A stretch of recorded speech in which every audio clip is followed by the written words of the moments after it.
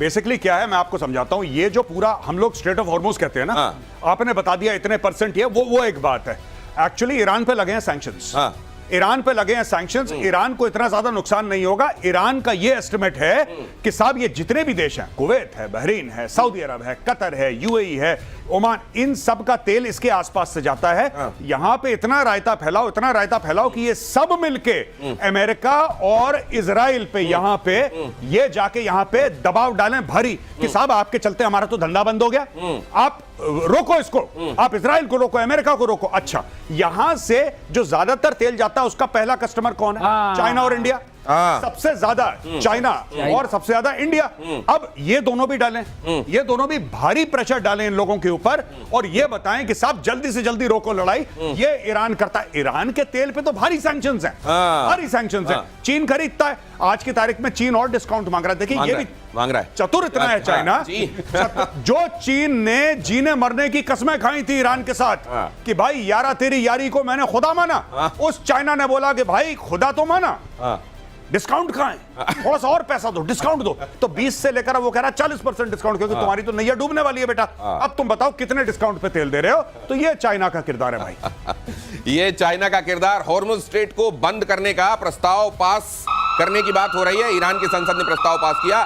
Hormuz strait दुनिया का अहम तेल शिपिंग रूट है। राष्ट्रीय सुरक्षा परिषद प्रस्ताव पर इस पर फैसला ले रहा है।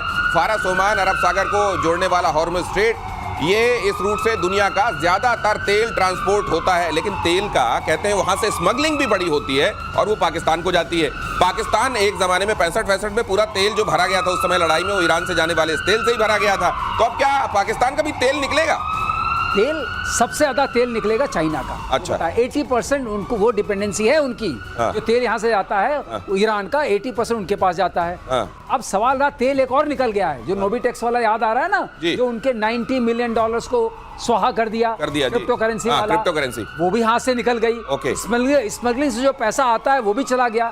तो अगले अगर उनको बनाने हैं मिसाइल, तो उसके लिए आपको चाहिए ना चिप्स चाहिए, मेम्स चाहिए, सीकर चाहिए, वो किस पैसे से आएंगे? तो इसलिए ये बहुत बड़ी अब असमंजस होगा ईरान का कि मैं क्या करूं, बंद करूं तो मैं खुद मरूं, ना बंद करूं तो ये तो प्रेशर कैसे बनाऊं? प्रेशर कैसे? तेल अगर नहीं देता हूं तो दुनिया पे प्रेशर बनता है। वो इजराइल की कॉलर पकड़ेंगे, मत मारो इसको, क्यों कर रहे हो ये सब प्रेशर बनेगा। लेकिन अगर तेल नहीं देता हूं, कब तक नहीं दूंगा, पैसे कहां से आएंगे? ये रोजी, अभी तो बम बाद में बनेंगे, रोटी तो चलानी है। अमेरिका की तरफ से 3 एटमी प्लांट पर अटैक के बाद ईरान का बड़ा दावा। अगली खबर फ्लैश कीजिए। न्यूक्लियर साइट्स को कोई नुकसान नहीं है, ईरान ने कहा। रेडिएशन लीक के खतरे से भी इनकार किया। ईरान का एटमी कार्यक्रम नहीं रुकेगा। AEOI, वहां की ईरान की जो अपनी ऑर्गेनाइजेशन है, एटॉमिक ऑर्गेनाइजेशन, उसने कहा हमले से पहले ही फोर्डो न्यूक्लियर फैसिलिटी से यूरेनियम सेफ जगह शिफ्ट कर दिया। ईरानी मीडिया, अब ये ऐसा नहीं है भाई साहब कि आपके पास कुछ पाव भाजी पड़ी थी, पाव के पैकेट पड़े थे, ब्रेड पड़ी थी, लोफ पड़े थे, उसको आपने कहीं शिफ्ट कर दिया। ये यूरेनियम है, इसको कहां शिफ्ट कर देंगे? अच्छा, दूसरे सर मेरे को एक समझ में नहीं आ रही है। फिर वही IAEA कह रहा हम इमरजेंसी बैठक करेंगे, मंडे को करेंगे। अरे भाई साहब, आज वहां पे फूट रहा, आप मंडे को इमरजेंसी बैठक करेंगे? गजब है IAEA। ये वर्किंग डे में ही काम करता है। आज संडे आप आ गए, बात अलग है, पर वो नहीं आने वाले हैं। उनका मूल्यांकन करना उनका मतलब रेडियो एक्टिविटी अगर हुई हो तो हो जाए, फैल जाए, जो होना हो जाए। हम मंडे को आके 10:30 बजे ऑफिस खोल के बताएं। एक्टिविटी कैसे होगी जब पूरा का पूरा पहाड़ गिरेगा, खत्म। तो वो उनको पता है। ये वैसा है जैसे सरकारी बैंक होता ना कि जी आप जाओ, सर्वर डाउन है हमारा। सर्वर डाउन है इनका, वो कुछ नहीं है। अच्छा, मैं एक और चीज कहना चाहता हूं। एक भविष्यवाणी तो नहीं, लेकिन मेरा एक एनालिसिस है, सर्वे लग रही। देखिए, ईरान जब हिट बैक करेगा तो सिर्फ ऐसा ही नहीं कि हॉर्मुज में हिट बैक करेगा, उसके अभी भी प्रॉक्सीज जिंदा हैं। और इनका सबसे इंपॉर्टेंट प्रॉक्सी जो है वो हुथीज हैं, जो कि यमन के साउथ में हैं। तो हो ना हो अगले 10-12 दिन में मौसम देखते हुए सऊदी अरब इस लड़ाई में कूद जाए, हो ना हो सऊदी अरब भी इस लड़ाई में सामने आ सकता है। मौसम देखते हुए हूती विद्रोही बड़ा रोल प्ले कर सकते हैं, ये भी आप सुन लीजिए आज। और ये क्लिप कुछ दिनों में आपको दिखाऊंगा मैं, क्योंकि मेरा ये अनुभव कह रहा है कि बीते दिनों में जो यहां कहा जाता है वो होता हुआ दिखाई देता है। 20 इजरायली फाइटर जेट्स ने ईरान पर हमला किया। सेंट्रल ईरान के कई शहरों पर अटैक, तेहरान के साथ इस्फहान पर भी हमला। ईरान के 8 बैलिस्टिक मिसाइल लॉन्चर्स भी तबाह। 6 मिसाइल इजराइल पर हमला करने को तैयार थे। अब सब सवाल ये है सर, ये जो आपने बताया था 2/3 के आसपास तो लॉन्चर्स इनके पहले ही नष्ट कर दिए गए हैं। लॉन्चर्स अभी भी तबाह हो रहे हैं। मान लीजिए के पास 20-30 हजार का किसी के पास जखीरा है भी मिसाइलों का, लॉन्चर्स अगर समाप्त हो जाए तो वो मिसाइल किस काम के? से तो फेंकेंगे नहीं आप। मामला गया इसीलिए आप देखेंगे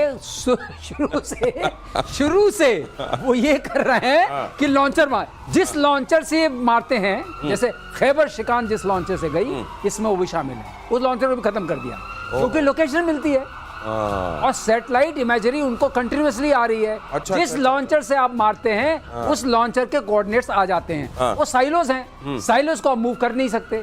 जो इमूवेबल साइलोज हैं उनको वो खत्म करते जा रहे हैं। मतलब इसमें कुछ वो शूट स्कूट वाला हिसाब नहीं होता? नहीं, साइलोज में साइलोज में मतलब वहीं रहना पड़ेगा आपको। वो वाला होता है, वो अलग होता है। वो अलग होता है। वो तो आप दिखता है, सरफेस पे है, उसको आप मार सकते हैं, वैसे भी आपका इमेजरी है। लेकिन साइलोज को मारना बड़ा मुश्किल होता है। और ये जो मिसाइल्स हैं जो हाइपरसोनिक होती हैं, साइलोज में होंगी। सर एक और क्यूरियोसिटी है और वो आप बता सकते हैं, लेकिन इस खबर के बाद ईरान के एयरबेस पर इजरायली सेना का बड़ा हमला। ये फ्लैश कीजिए, ईरान के 2 F-5 फाइटर जेट्स तबाह। फाइटर जेट्स दैचफुल एयरपोर्ट पर तैनात थे। एक बात जो ये कही जा रही है कि मॉडर्न डे वॉरफेयर में अब ये ड्रोन्स, फाइटर जेट्स, इनकी बहुत ज्यादा बढ़ती जा रही है आज कीमत ये। लेकिन उसका एक दूसरा पहलू ये भी है कि भाई साहब बना लो आप अपने पास इतनी सारी मिसाइलें कि आपको अपने फाइटर जेट्स भेजने नहीं, यहाँ से लॉन्च करो, वहां मारते रहो।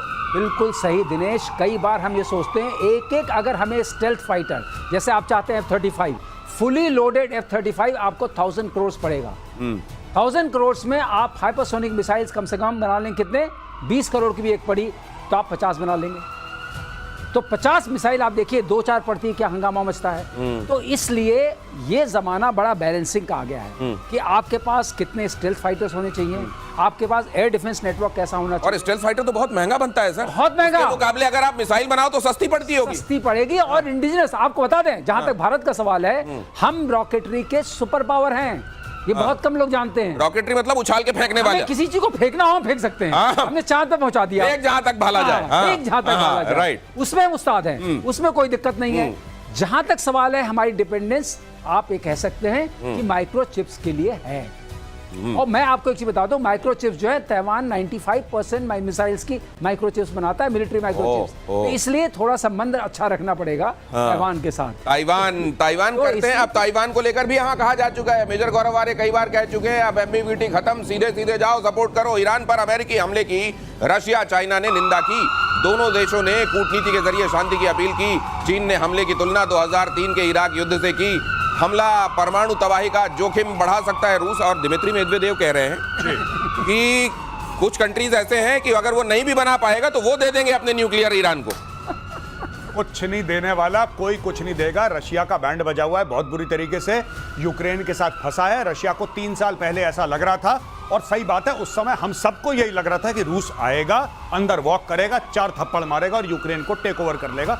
ऐसा हो नहीं पाया। पहली चीज, हमें यह भी लग रहा था कि ट्रंप जिस दिन अपना हाथ पीछे खींचेगा यूक्रेन विल कोलैप्स। अभी तक यूक्रेन कोलैप्स नहीं हुआ है, तो रूस किसी मूड में नहीं। हाँ, जैसे मैंने बोला ना कि ईरान के लिए बहुत सपोर्ट है दुनिया में, बहुत सपोर्ट है, लेकिन सारा का सारा फेसबुक पे है। फेसबुक पे तो सब ऐसे लोग हैं कि अभी AK-47 लेके पहुंच जाएंगे तेहरान और बोलेंगे चल भाई हम तेरे साथ लड़ेंगे। लेकिन ऐसा नहीं है। चीन यही काम कर रहा है, ईरान के लिए कह रहा है अच्छी अच्छी बातें, और कह रहा है कि तेल में डिस्काउंट दे दो। रूस ने भी बोला था कुछ समय पहले, 2-3 दिन पहले रूस ने भी बोला था। व्हाइट हाउस ने क्या बोला उसको कि पहले भैया तू यूक्रेन देख ले यार। तो ये ईरान इजराइल छोड़, पहले अपने घर का मामला ठीक कर, फिर बाद में और चक्करों में पड़ियो। तो ये दोस्ती तो वो वाली लग रही है वो जो कहा जाता है कि शराबी यार किसके, खाए पिए खिसके। तो ये मतलब ये कि केवल वो कोई सॉलिडेरिटी। फर्क सबसे बड़ा क्या है? फर्क सबसे बड़ा ये है कि अगर कोई मुल्क ये कहता है कि हम इजराइल के साथ खड़े हैं, तो इजराइल को पैसे भी दे रहा है, हथियार भी दे रहा है, उसके लिए लड़ भी रहा है, जैसे अमेरिका। ईरान के लिए कौन कर रहा है? क्या रूस ये ऐलान कर रहा है कि हम अपने इतने डिवीजन टैंक के भेज रहे हैं, हम इतने रॉकेट्स भेज रहे हैं? क्या चाइना ऐलान कर रहा है कि वहां पे PLA आएगा और PLA ठोक देगा?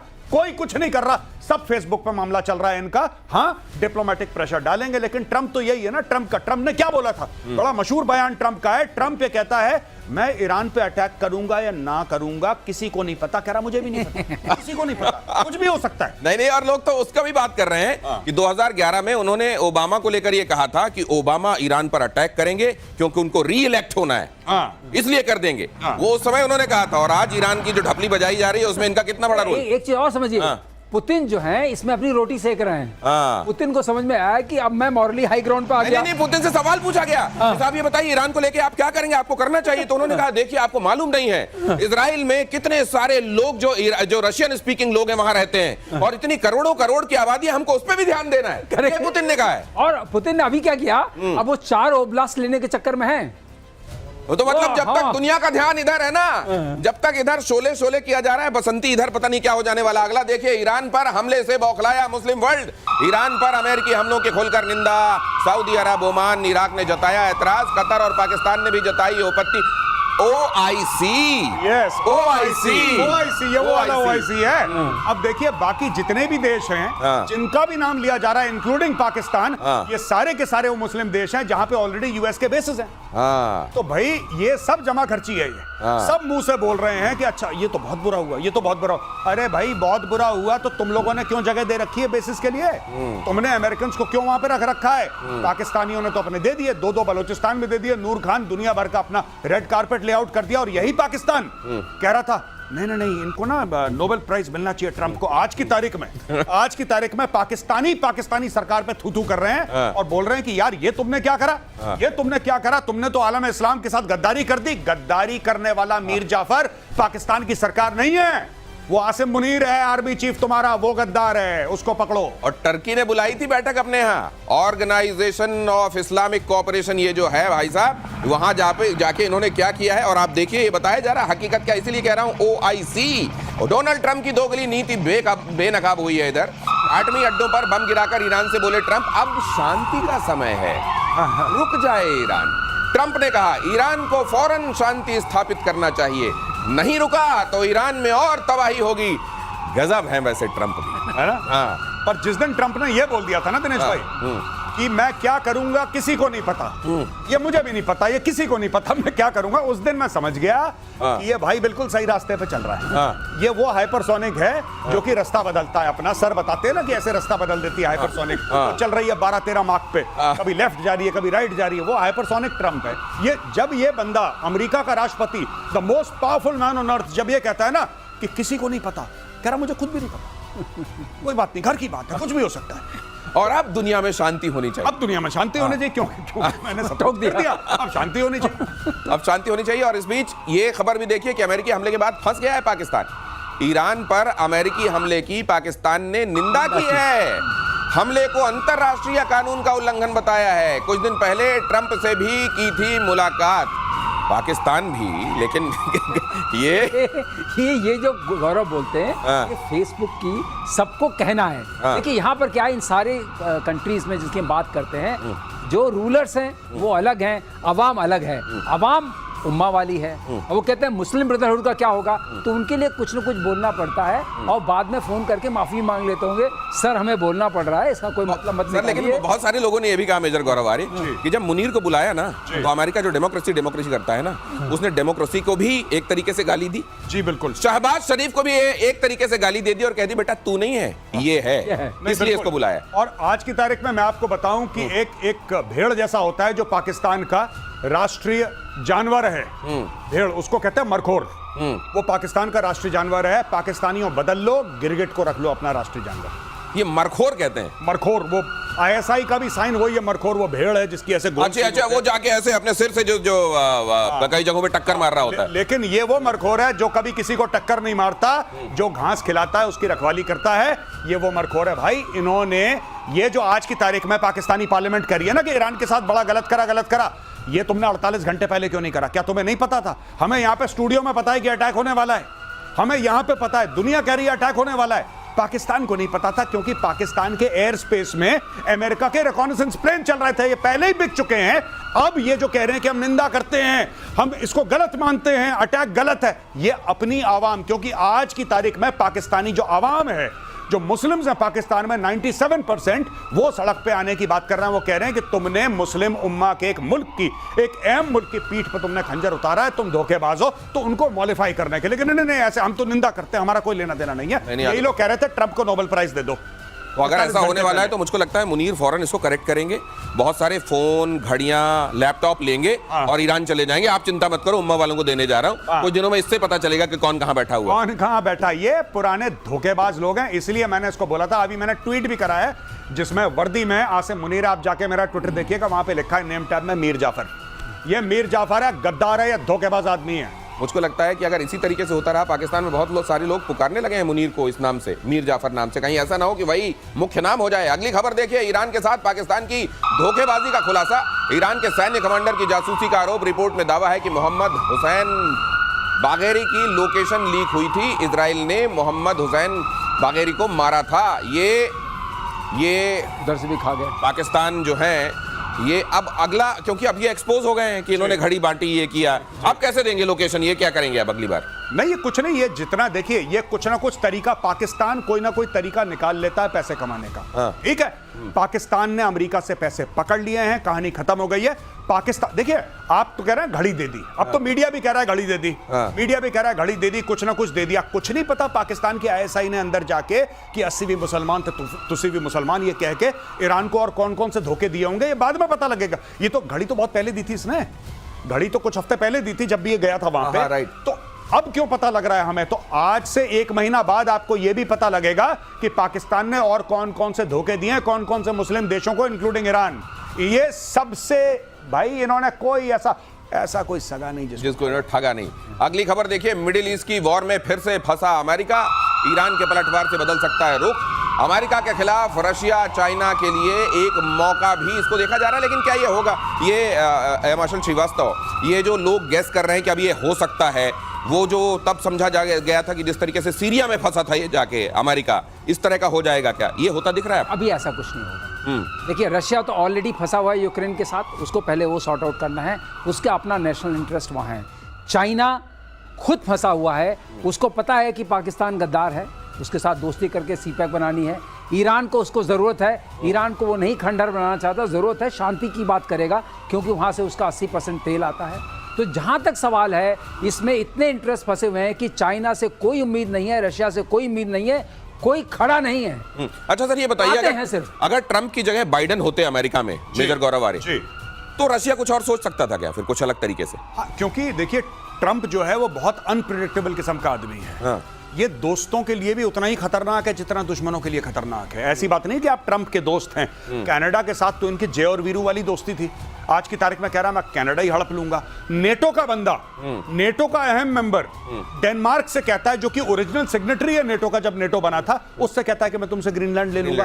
तो ये आप इस पर भरोसा नहीं कर सकते। और आज की तारीख में जो दुनिया डरी है ट्रंप से, वो इसीलिए डरी है जैसे सड़क पर पागल घूमता है, ऐसे हाथ में पत्थर लेके किसी के भी सर पे उठा के मार। ये इतना अनप्रेडिक्टेबल आदमी। ये देखिए जरा अगली खबर, रूस के राष्ट्रपति पुतिन का बहुत बड़ा दावा। पुतिन ने कहा पूरा यूक्रेन हमारा है, रूस और यूक्रेन के लोग एक ही हैं। पुतिन ने जल्द ही यूक्रेन पर कब्जे, अब ये मतलब वो उधर नहीं, अब केवल